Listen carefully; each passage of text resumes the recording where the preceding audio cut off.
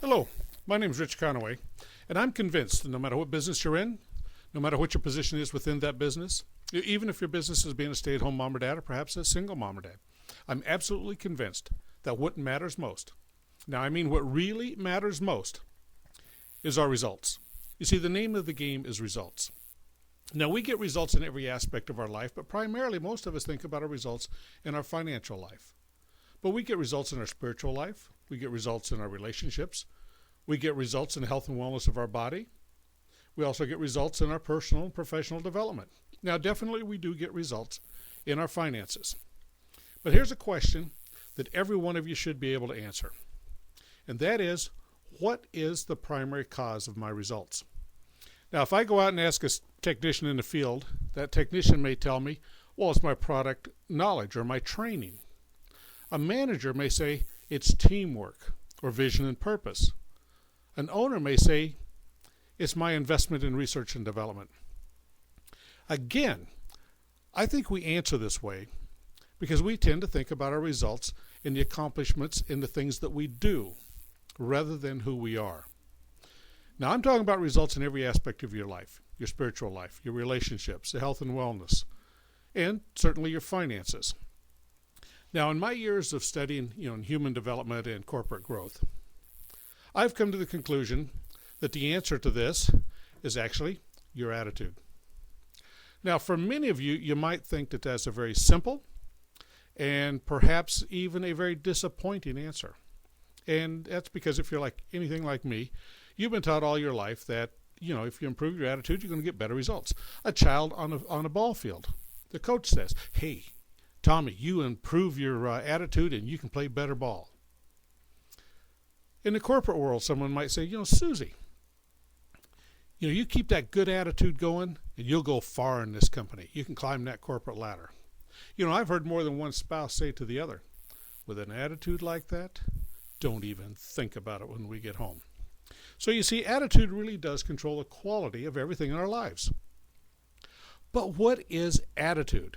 Now, if we can't define it, how can we hope to inspire someone to change it? If I go out and ask 100 different people to give me their definition of attitude, how many different definitions do you think I'd end up with? One or two? Maybe 20 or 30. How about 50? It could be 100 different definitions. Again, through my years of study, I've come to the conclusion that your attitude is really a composite of three things. And that's your thoughts, your feelings, and your actions. Now, it's not just one of these. It's actually all three of these combined. Now, I want you to take a look at this slide and notice that circle that I've drawn on there. That circle is a circle of responsibility. Now, people who are outside the circle of responsibility, they're the ones who's going, doomed to go through life asking, who's the matter with me? These are the people who play the blame game. And you know the blame game. You recognize it because they say things like, look what you made me do, or you make me so mad. I'm going to tell you, if you're allowing someone else to make you mad, sad, or glad, you've been had. Proper control of our attitude has us working within this circle, where we do take full responsibility for our thoughts, our feelings, and our actions. People with a positive attitude don't allow circumstances or situations, a bad economy, high interest rates, or the like, to control them or their lives. For these people, the starting point of the results they get in their life is based upon what they want. To think about this is, any other way is to think in reverse. Now, as we look at this and we look at the thoughts, the feelings, and the actions, we need to evaluate those and how they fit together. Now, the first thing is you think in pictures. If the clearer the picture you have of something in your mind, the less fear, confusion, and doubt that you have. I want you to think about a boat, or perhaps a set of gears, or a feather. How about a bird? Now a hot air balloon. Now, when I ask you to think about each one of those, a picture flashed in your mind. Now, I'm showing you my pictures up on the screen now, but these are my pictures. These are not the pictures you had. The pictures that flashed on the screen of your mind are pictures that you know, that you're emotionally involved with. They're pictures from your life. So, if I were to ask you then, what does your life look like, having accomplished all of your goals? Most of you don't have a very clear picture. And the reason is because we're still allowing outside circumstances to control what it is that we want. Now, this is nothing new. If you go back over the last 6,000 years of recorded history, you're going to find that the great theologians, the great philosophers, the industrialists, the historians, they have disagreed on almost everything. But there's one point that they've been in unanimous agreement on, and that is that we ultimately become what we think about. You know, to surrender our thoughts to someone else or to circumstance is to retard the creative process. You know, thinking is the highest function that we're capable of. And yet we can go through elementary school, middle school, high school, college, even get an advanced degree, and never be taught the skill of creative thinking. You know, how is it that we think? You know, we've all been gifted with a mind. Now, earlier I said that we think in pictures. And to understand something fully, we needed to have a very clear picture of it in our mind. So, what does our mind look like? Now, for many of you, when I ask that question, you're going to have a blank screen. Some of you are going to have a picture of the brain. But you know, the brain is not the mind. The brain is a fantastic chemical processor. It's a fantastic organic computer. But mind is an activity. It's an activity that takes place in every part of your being. Mind is that screen that picture flashes up on when I ask you to think of your house or your car. If we don't have a clear picture of the mind, we need to use one. So I'm going to borrow one. I'm going to borrow one from Dr. Thurman Fleet. Dr. Thurman Fleet was the founder of concept therapy, and back in the 1930s, he came to the same realization that we're coming to right now, and that is we need a picture of the mind to work with. And he developed this one. Now, some people call it the magical graphic. I just refer to it as the stick man. Now, yes, you'll notice that the stick man here, we have drawn the mind to be a much larger circle than the body. Now, we've done that for a reason, and that is because up until now, almost all of our thought has been given to our bodies and our physical surroundings. And yet, everything is controlled by the mind. In fact, everything is a manifestation of the mind. The body merely carries out the functions. Now, the mind itself is divided into two parts. We have the conscious mind, and we have the subconscious mind. Now, the conscious mind is often referred to as the thinking mind. Now, that's because this is where our conscious thoughts are. This is also where our free will and our awareness lies. The subconscious mind is often referred to as the emotional mind. Now, the ancient Greeks referred to this part of us as the sanctum sanctorum, or the heart of hearts. Now, today, I want you to think about it as a huge warehouse. And it's a warehouse that takes everything that the conscious mind passes to it, and it stores it away. This is where your memories are. This is where your conditioning is. This is where your habits, your paradigms reside. This is also where you keep your self-image. Now, the thinking mind, the conscious mind, has an amazing power. It has the ability to choose thoughts. It can choose any thought it wants. It can accept or reject any thought that's presented to it. The conscious mind can look at a situation and choose to see something positive in that situation or choose to see something negative in that situation. And the thought it chooses, whether it's positive or negative, is then going to be impressed upon the subconscious mind, and that's going to dictate the way we feel. So if you're walking around thinking thoughts like, hey, life is great, everything works out, there's plenty of money, you're going to feel good.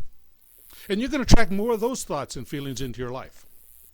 On the other hand, if you're thinking, oh, life is difficult, nothing ever works out, there's never enough money, you're going to feel bad. And you're going to attract more of those thoughts and feelings into your life. Now, again, this is nothing new. We have all heard and used the old saying, misery loves company. So the thoughts you choose are going to dictate the feelings that you're feeling. These feelings, then, must be expressed. And they're going to be expressed through the body, and they're going to be expressed in our actions. It's these actions, then, that are going to produce our results. And if you want to know what you've been thinking, take a look at your results. Results don't lie. So you can see that the mind, through the body, controls our results.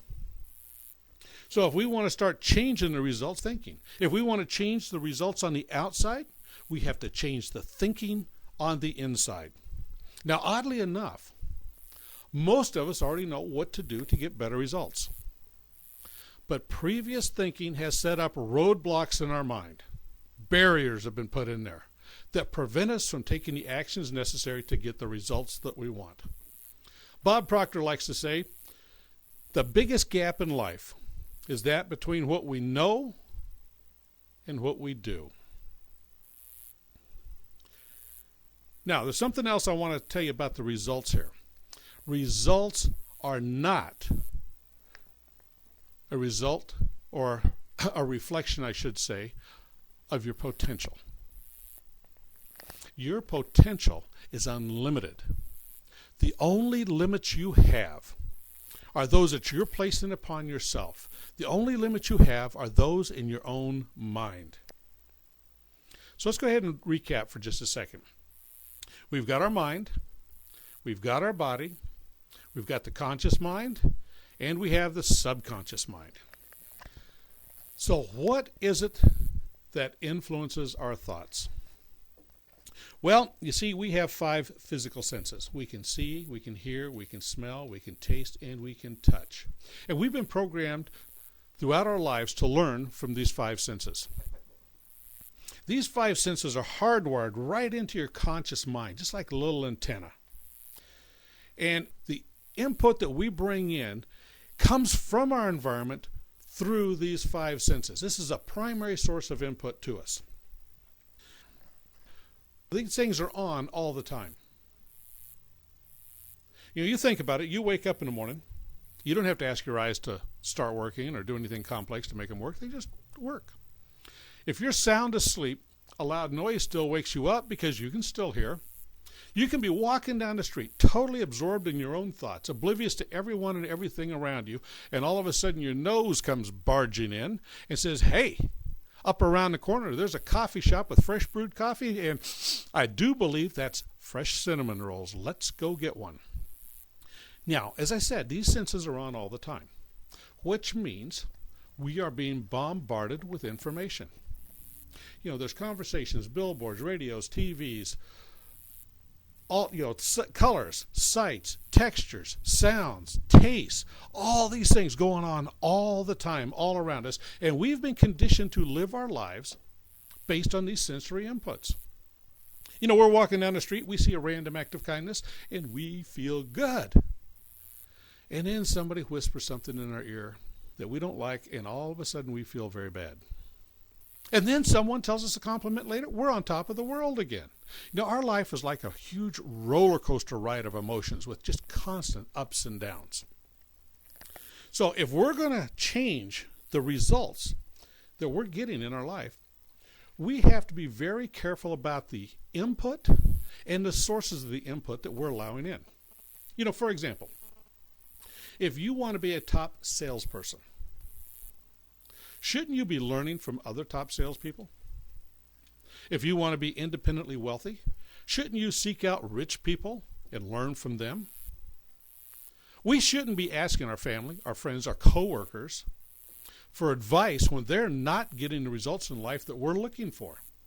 I mean, would you go out and ask someone who's never flown to teach you how to fly? No, of course not. That just doesn't make any sense. And likewise, it doesn't make sense to rely only on our five senses, the physical environment, to provide us with input into our thinking. There's a better way that's outside of the environment, and that's to use our intellect. The problem here is we've never been taught this. I can ask all of you to name your five physical senses, and you can do that in a heartbeat. In fact, you've probably been able to do that since you were 4 or 5 years old. But if I ask you to name your 6 intellectual faculties, most of you would be guessing at best. Yet it's through these intellectual faculties that we can start controlling the way we think. The intellectual faculties are like mental muscles, and just like physical muscles, they can be developed through exercise. Now, developed and used properly, we can use these intellectual faculties to change the way we think and to ultimately change our results. Now, today, time's only going to permit me to talk about 2 of them. The first one is perception. Now, perception is how we choose to look at things. 2 people can look at the exact same situation and each see something totally different. One sees something very good, the other one sees something very bad. Now, the reason for this is there's something called the law of polarity, which says everything has a polar opposite. You can't have an up without a down. You can't have a left without a right. You can't have an inside without an outside. You can't have bad without good. And yet, in our conscious minds, we have to choose to see the good. Dr. Wayne Dyer says this best. He says that when we begin to change how we look at things, the things we look at change. Now, the next intellectual faculty is the faculty of will. Now, will is our ability to concentrate, to exclude outside distractions. Now, for my example here, I want to talk about a laser beam and compare the will to a laser beam. If I try to light a room with the power of a laser beam, I can't do it. There's not enough light there. Yet I can take that same light, focus it properly in that laser, and I can burn through metal. Now, if I'm setting out to burn through metal, that's my goal, and I keep changing the focus on that laser beam, I'm not going to burn through that metal. Just like if you keep changing focus, you're not going to accomplish anything in your life. All right, the next 4, the remaining 4, are imagination, memory, intuition, and reason. Learn about these 6. Start using them in your life. Develop them. And you're going to find that what's going to happen is you're going to change the way you feel, which is going to drive your body into a completely new vibration, and you're ultimately going to change your results. So fall in love with your intellect. Let your intellect guide you on your path to better results in your life. Thank you very much.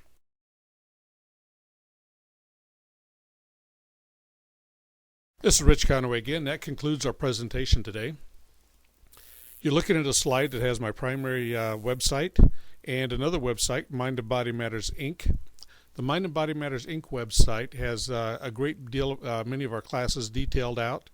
You can go there and get most of your questions answered. If you'd like to have me come and speak to your group, go ahead and send me an email. Also, if you would like to have a copy of Bob Proctor's best-selling book, You Were Born Rich, again, drop me an email and I will get you an ebook right back out to you. Thanks again, folks.